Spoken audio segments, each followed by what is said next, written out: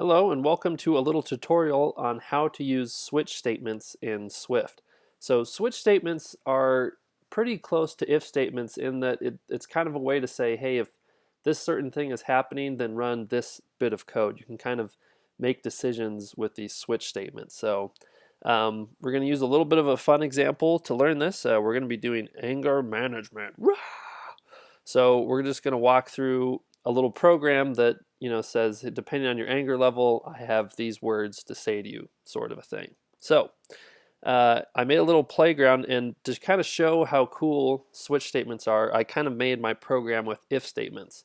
So here in my program, we make a constant called anger level, and it is a string that we can change from like rage to maybe be annoyed, something like that. And essentially what happens is these if statements say, hey, if the anger level is rage, we need to say this. If it's frustrated, we need to say this. If it's annoyed, say this. If it's peaceful, say this. And if it's not any of those, we need to say, hey, I'm not really sure what it is you're feeling. Okay?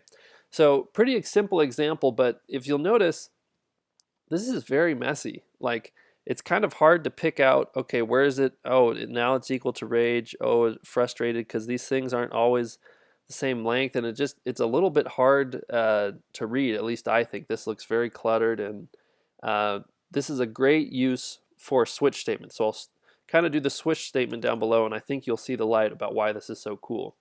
So to use the switch statement, just type switch and then the name of the variable that it is you want to do the switch on. So this will make more sense as we go through, but I'm going to put in this anger level string. So I'm going to say anger level. Okay, and then we do the curly brackets all around this. And then with the switch statement, we have what are called cases, where a case is saying, hey, if it's the case that anger level is equal to rage, we want to do this, or if it's equal to this, we want to do something else. So, for example, we'll say case, and then put in quotes rage, and then after you do that, you do a colon, and then below there is where you type the code that you want to happen. So in this case, we'd want this print statement to happen. Okay. So there you go. This is a very rough switch statement, but you'll notice this isn't running, and the issue is because it says switch must be exhaustive, meaning that a switch statement has to handle every possible case that could happen. So on the switch, we're saying, hey, if the switch or this anger level string is set equal to rage, do this code, but what if it's equal to annoyed or peaceful or just something else entirely? Well, we have to have a place to announce what will happen. So switch statements have a really cool thing called default. So we just say default space colon like that. And this is the default gets run if it's not equal to any of the cases above. Okay. So now that we've done this, you can see we have a totally valid switch statement. So I'm going to keep adding in the other ones in here, and I think you'll start to see the light on this. So I'm going to say case frustrated. Okay. Do our colon, then put the code down below that we want. So I'm going to grab this and paste. And I'm going to say case annoyed colon, and then you want to do the code that's connected with that. And for the last one, we'll do case. This is probably the best one, peaceful. Hopefully we can get our anger management people start to feel this, and we will print out this. Here, good for you, have a cookie. I think that's good. So now that we got all of this, you'll notice this switch statement does essentially what all these if statements do. So for example, if we change annoyed to rage, you'll see both of these are going to print out, I need you to breathe in and out slowly. Or if we say peaceful, hey, look, you get a cookie 2 times. So after looking at this, hopefully you kind of see that this switch statement is just a little bit more clean. At least it is to me. We can just say, okay, if it's rage, it does this. If it's frustrated, it does this. If it's annoyed, it does this. And whereas with these if statements, I mean, if statements definitely have their place, but kind of just doing this, well, if it's not that, then check this one and check this and this and this. To me, this is much more simpler to read.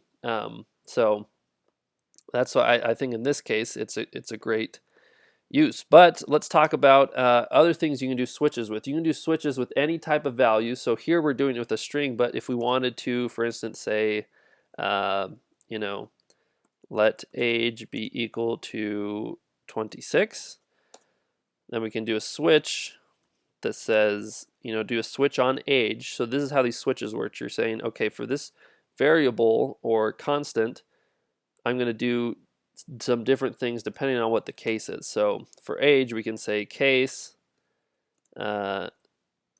case 10, right, with the colon.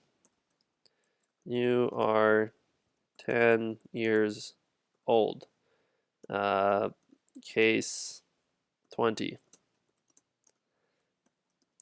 You are 20 years old. Just like that. And then we better do our default one that just says, oh, I forgot to do print statements around this. I'm just typing out strings. That's probably not good. Good, get that. And then if not, we'll just say print. You are some age. All right. Make sure you spell default correctly. It's an important thing. But yeah, you can see how we can do a switch on, in this case, an int, right? An int number. And so it's really just the case is essentially the same way of saying is equal to. We're saying if age is equal to 10, do this. In this case, we're saying if anger level is equal to rage, do this. Right? So right now, because this is 26, it's not 10 or 20, it does this one. But if we change this to 10, voila, now it does this one. If we change it to 20, it will do the next one. So yeah, switch statements, in my mind, very close cousins with if statements, and they can kind of clean up your code and just make things easier for you to use. And now something to note, if you want to do multiple lines with a switch statement, so if the person's 10, maybe we want to print out multiple things, like we'll maybe say print something else. This is a great age, by the way, or something like that, right?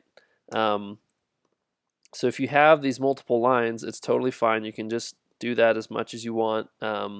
It's not like you only have to have one thing in here, and if not, you have to have curly brackets or something like that. So I know in some programming languages that's a thing, that if you have a case and you should only do one line here. No, in Swift you can do as many lines as you want. In fact, if we change this to a variable, although this could get dangerous, we could say age is now equal to like 15 or something. Let's see if Swift even lets us run this. Well, it does. I wonder what happens if we change this to 20. Oh, yeah, it exits right out. We don't even get that one. But anyways, I've probably gone too far into switches, but that's the basic gist of it. The switch, you say, okay, I want to do a switch on this constant or variable, and if it's equal to these things, run that code, and if not, we have this default that says, well, just if it's none of those, do this. So hopefully that helps you, and if you have any Swift questions about switches or anything else, please hit me up in the comments and I'll try and help you out.